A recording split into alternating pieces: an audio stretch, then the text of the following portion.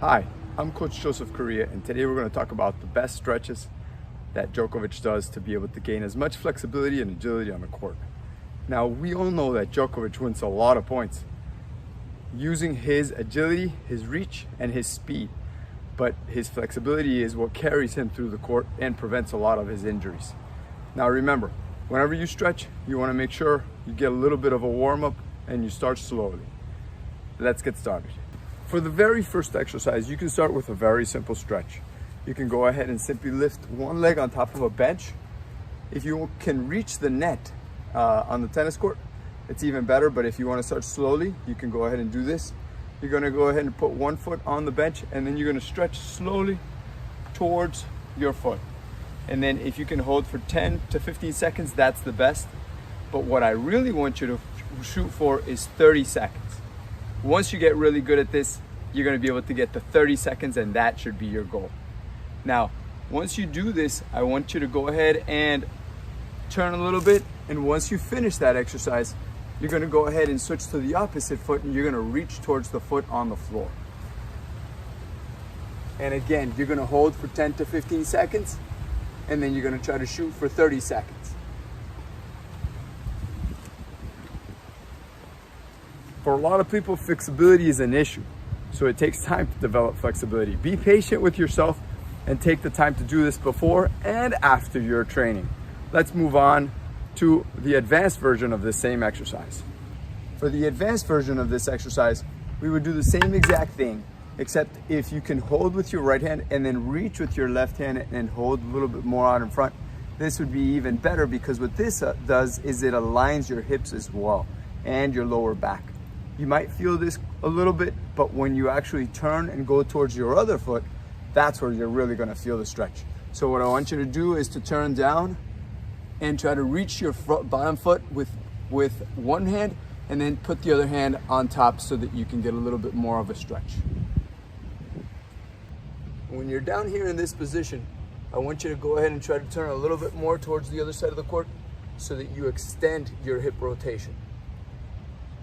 Whenever you do these exercises, one of the main secrets behind increasing your flexibility and your agility is to breathe in and out very deep. So you're going to go for long breaths, maybe count to 4 in and then 4 out. If you want to go up to 6, even better. Now, take your time on each stretch, because the goal is to increase the time you're in that position. Even though it's painful, at the beginning, if you can only do 5 seconds, that's perfectly fine. Then you reach up to 10, then 15, then 20. The next exercise we're going to go ahead and focus on is creating a pyramid or a triangle with your legs. We're going to spread our legs out like this, and then what you're going to do is you're going to drop your body down, and then you're going to reach towards the ground. You're going to try to keep your knees not completely locked, but as straight as possible. You can even squeeze your quads as you do it. Now, when you get down, I want you to go ahead and hold for 10 to 15 seconds. You can cross your arms over to kind of rock from side to side. That's perfectly fine. You can just reach towards your legs, or you simply reach towards the floor. And then I want you to count 10 to 15 seconds as well.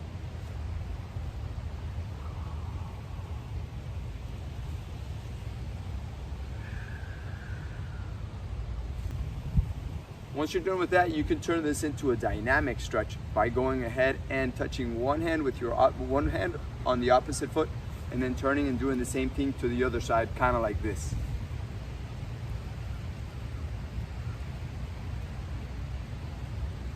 Now, this is an old-fashioned stretch that's worked for years, and I suggest you also do it as well once you feel warmed up.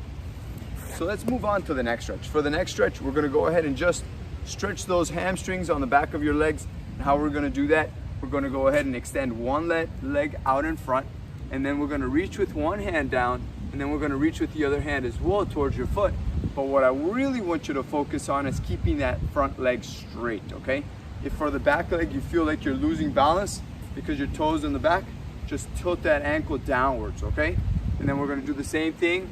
We're going to hold for 10 to 15 seconds on that front leg. If you can touch the floor, excellent. If not, if you can only touch your shin, you can only reach down towards your shin, that's perfectly fine as well. Just try to make sure you breathe in and out as you do it, and try to make sure you try to hold that stretch for that minimum amount of time for each leg.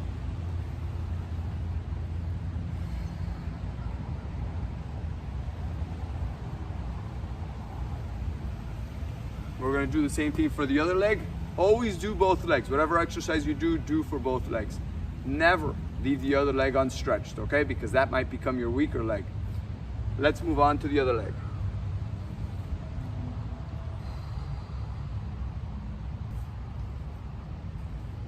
Now, something important that I want to mention is that everybody's going to have a dominant leg and a dominant arm. What does that mean?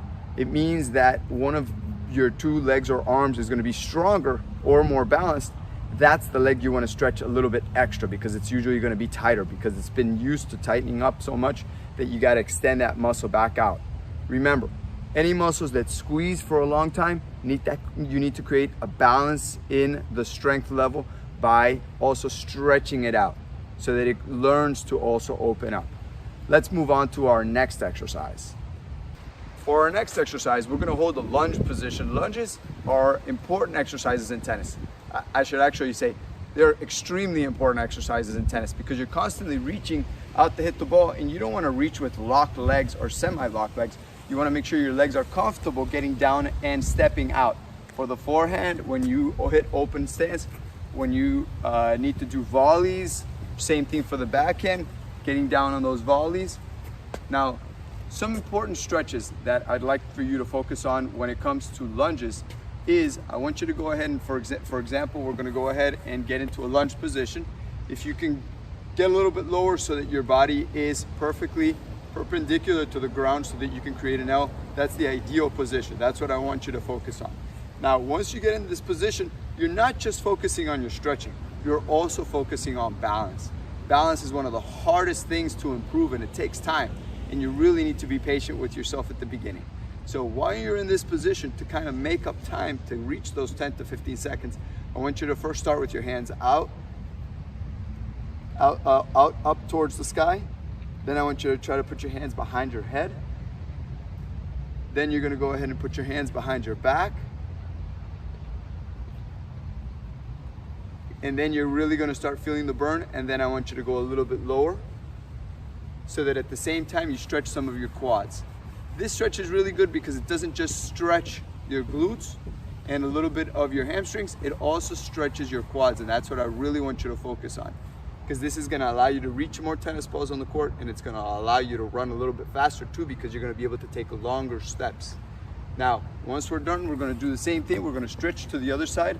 Again, we're going to put both arms up. You can go ahead and put them together or wherever you want, then put them behind your back. Then I want you to go ahead and reach your hands behind your back and stretch those shoulders at the same time, keeping a straight back